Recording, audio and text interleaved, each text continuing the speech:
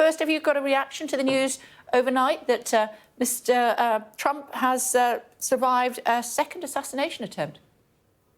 Well, good morning. This is another shocking event in a very turbulent presidential election. Thankfully, nobody was hurt.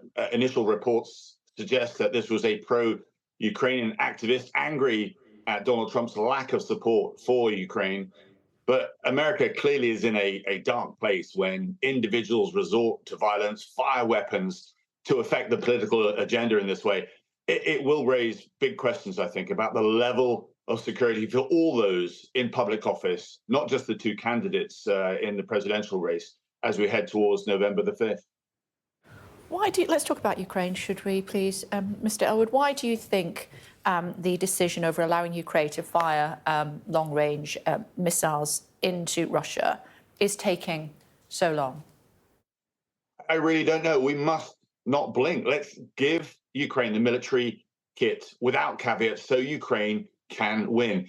The West's entire support for Ukraine from the very start of this war has actually been characterized by hesitance, by strategic decision-making that's just been too slow, and it's caused costly delays as we've fumbled our way to eventually giving Ukraine what it needs, NLAWs, main battle tanks, F-16s, and now this debate about Storm Shadow and Attacker missiles. We're too easily spooked by Putin's nuclear rhetoric, but credit where credit's due. It's taken Britain to lead the way, to ignore Putin's threats, to push the envelope and slide across the table the kit that Ukraine needs. But there should be no debate about using ballistic missiles such as Storm Shadows on targets in Russia. If Putin uses air bases, logistical hubs, missile silos inside Russia to prosecute his war in Ukraine, then they are legitimate targets for Ukraine to strike under international law. And this knee-jerk assumption that pushing back against Putin would lead him to disproportionately resort to nuclear war overlooks the huge consequences for him personally and for Russia from both allies and adversaries if he pursued such extreme action. So right now, such a response by Russia is several rungs higher on the escalatory ladder than where we currently stand. And it speaks volumes about how perhaps we've forgotten our statecraft skills and our ability to take calculated risks that were so critical in helping us win the Cold War. Yeah, but what if he's serious?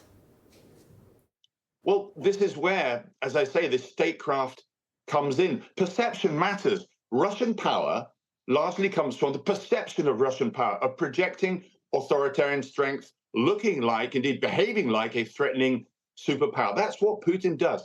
Our weakness, Western weakness, comes from the perception that we are weak, that we're disunited, that we're risk-averse, despite our superior power.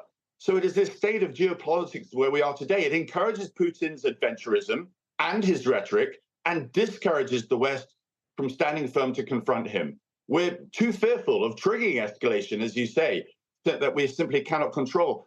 But it has what's characterized our entire approach to supporting Ukraine. And we need more confidence in ourselves to take calculated risk.